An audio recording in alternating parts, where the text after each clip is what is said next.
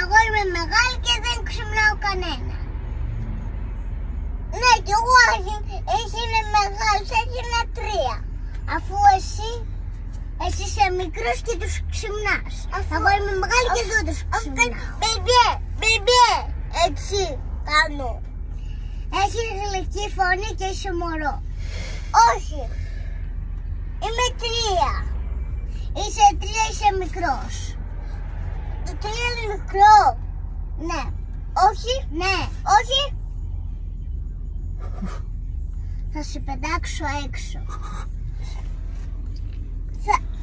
Αν με ξαναξυμνήσεις, σε βγάζω έξω αμέσως. Θέλει να χτυπήσει και μαμά ρίξει θέση. Άσε με τώρα. Άσε με. Μην μιλάς. Ούτε εγώ δεν μιλάω.